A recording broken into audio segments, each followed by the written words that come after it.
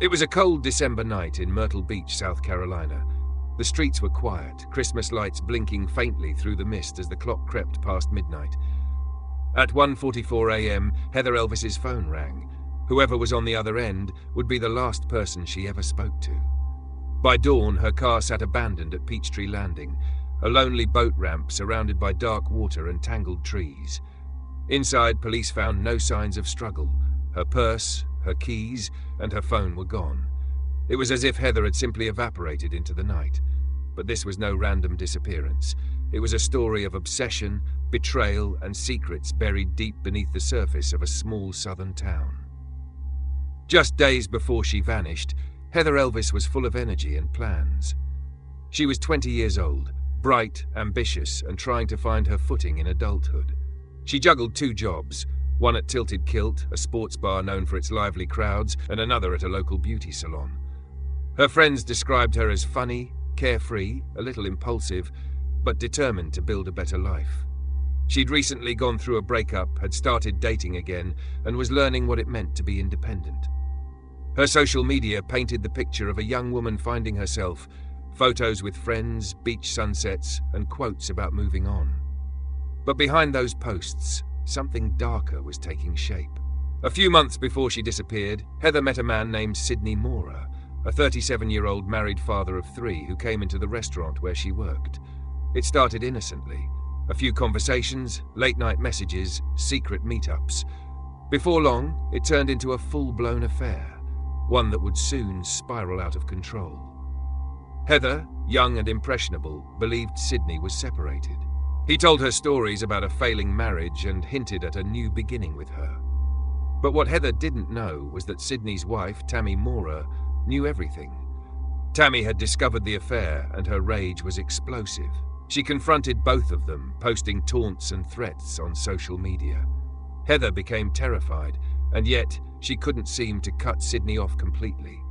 Their communication became erratic, heated one moment, distant the next. And in those final weeks, something shifted. On December 17, 2013, Heather went on a first date with another man, a young guy her friends introduced her to. It was her attempt at moving on. They went out for dinner, laughed, and he dropped her off at her apartment just before midnight. At 1:15 a.m., Heather called her roommate, excited, talking about how the date had gone. She sounded happy, free, ready for a new chapter. But then, at 1:44 a.m., her phone rang again. The call came from a payphone, later traced to Sidney Mora. What he said on that call remains unknown. But minutes later, Heather left her apartment. She got into her green Dodge Intrepid and drove off into the dark. That was the last time anyone saw her alive. By morning, Heather's father grew concerned. She wasn't answering her phone. She hadn't shown up for work. Calls went straight to voicemail. 2 days later, police found her car abandoned at Peachtree Landing, a secluded boat ramp by the Waccamaw River. The car doors were locked. There were no footprints, no tire marks, no signs of a struggle. Inside the car, nothing. No phone, no purse, no wallet. Just silence. The scene felt too clean, too deliberate, as if whoever left the car there wanted it to be found, but not Heather.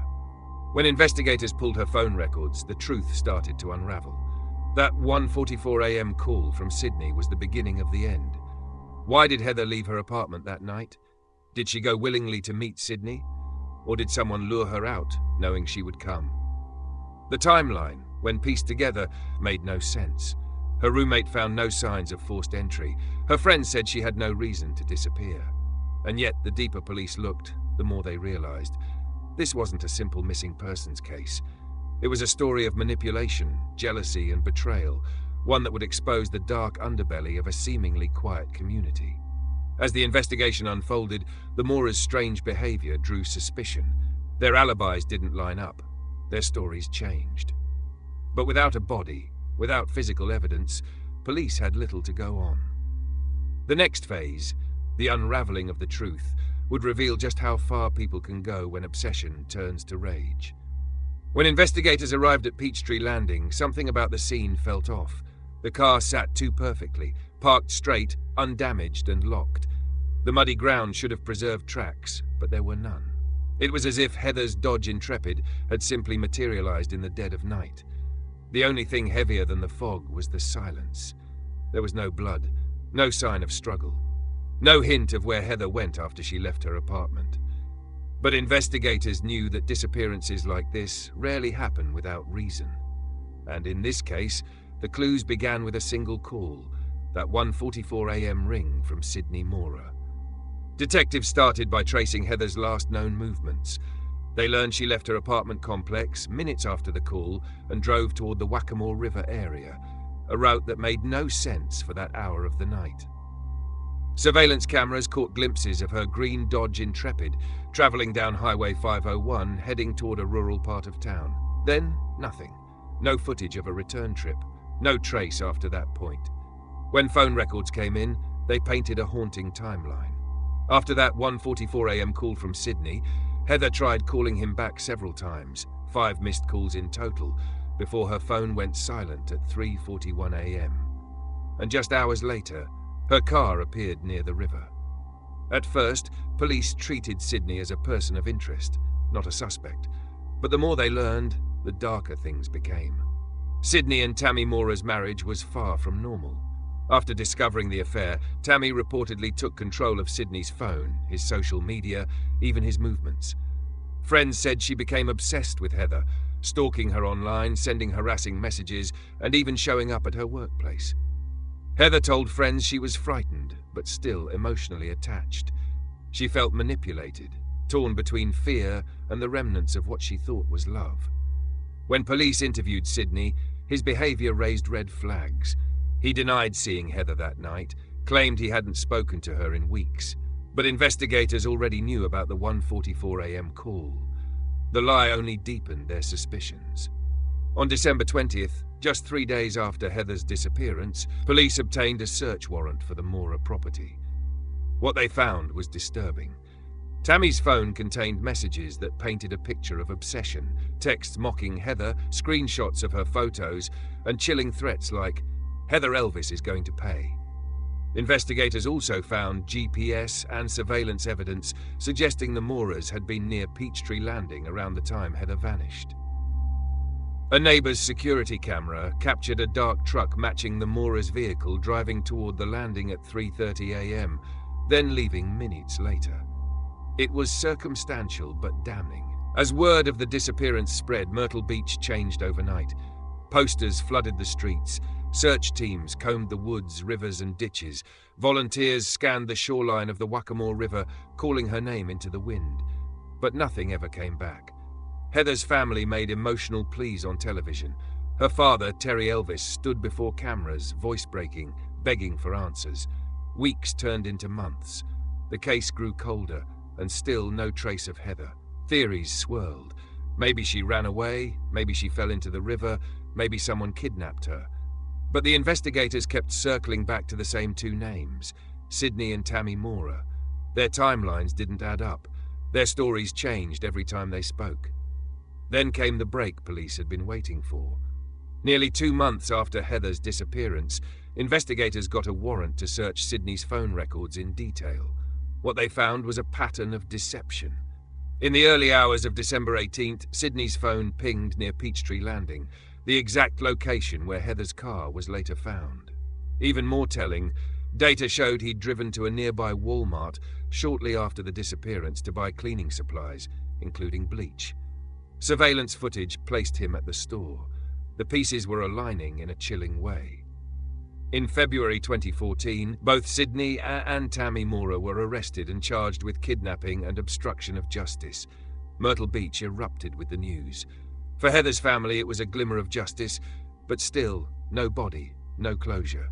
And without a body, the case would prove harder than anyone imagined. Once the arrests were made, the Moras shut down. Tammy portrayed herself as the real victim, claiming police were targeting them unfairly. Sydney refused to talk. Their supporters called it a witch hunt, but behind the scenes, detectives were frustrated. There was enough evidence to show the Moras had lied and possibly lured Heather to her death, but not enough to prove what happened next. Where was Heather? What had they done with her? The case that began with a midnight phone call now stood on the edge of a mystery no one could close. By spring, the headlines had faded. Search teams dwindled. the world moved on. But for Heather's family, the silence only grew louder. Somewhere in Myrtle Beach, a secret was still buried, one that only the Moores seemed to know. And as trials loomed, new evidence would emerge, enough to reignite the case and expose the disturbing truth behind what really happened that night. By 2014, the disappearance of Heather Elvis had become one of the most talked-about mysteries in South Carolina. The young waitress who vanished after a midnight call, and the married couple accused of luring her into the dark, had turned the small coastal city of Myrtle Beach into the center of a true crime storm. But even with the arrests of Sydney and Tammy Moore, the question that haunted everyone remained the same. Where was Heather? The Moores' first court appearance drew national attention. Cameras lined the courthouse steps as crowds gathered, holding photos of Heather and signs demanding justice.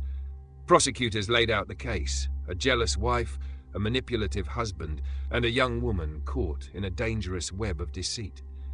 They described how Sydney called Heather from a payphone that night, how he lured her out, how their truck was seen near Peachtree Landing just before her car was found.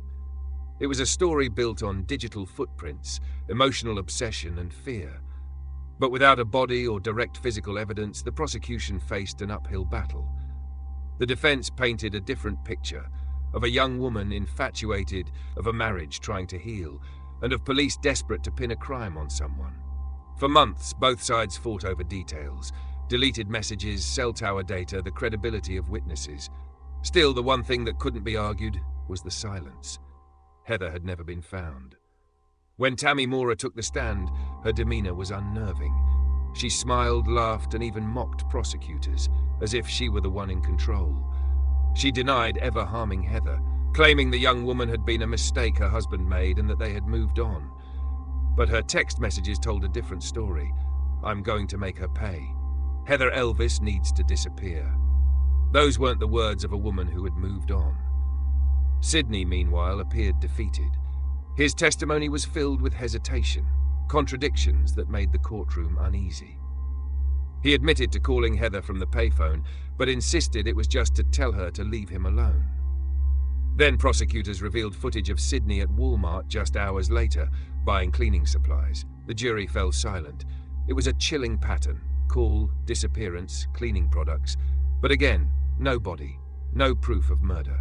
In 2016, after years of delays, both Sydney and Tammy faced separate trials. Sydney was first charged with obstruction of justice for lying to investigators. He was convicted and sentenced to 10 years. Tammy's trial followed soon after, charged with kidnapping and conspiracy. Her verdict came in 2018, guilty on all counts. She was sentenced to 30 years in prison. When the judge read the sentence, Tammy showed no emotion. Heather's family wept quietly, clutching photos of their daughter. Sydney's kidnapping trial came a year later. He too was convicted and sentenced to 30 years. Still, neither of them admitted where Heather's body was. Even behind bars, the Moores held on to their secret, using it as the final weapon against the family that wanted closure. Years passed. Myrtle Beach returned to its routines. Tourists came and went. The lights of the boardwalk glowed again. But for the Elvis family, the pain never faded. Terry Elvis kept searching, returning often to Peachtree Landing. He said he felt his daughter's presence there, that somehow that place still whispered her name. Volunteers continued to search the rivers and woods. Cadaver dogs were brought in. Boats combed the water again and again. Nothing. It was as if the night had swallowed her whole. Every few months, rumors resurfaced, supposed sightings, claims of remains found, each one ending in disappointment. Tammy and Sydney remained in prison, uncooperative and cold. Heather's mother once said, "They may have taken her body, but they will never take her spirit." Still, the silence lingered. More than a decade later, the disappearance of Heather Elvis remains one of the most haunting cold cases in the Southeast. It exposed the dangers of obsession, how love can twist into something darker, how small secrets can grow into something fatal. The case also changed how police handle missing persons reports in South Carolina. Heather's story became a reminder that no one, no matter how young, how trusting, or how ordinary, is ever truly safe from the monsters who hide behind familiar faces. To this day, her family still holds vigils. Every December, they gather at Peachtree Landing with candles and prayers, hoping someone, somewhere, will finally tell the truth. The river remains quiet. The car is gone. But the memory of that 1:44 a.m. call still echoes, a sound frozen in time, carrying the final heartbeat of a life stolen too soon. In every town, there's a story that refuses to die. For Myrtle Beach, it's Heather's. A young woman who trusted the wrong person, stepped into the wrong car, and vanished into the night. No body, no confession, no peace, only the haunting truth that somewhere out there, the secret still lives.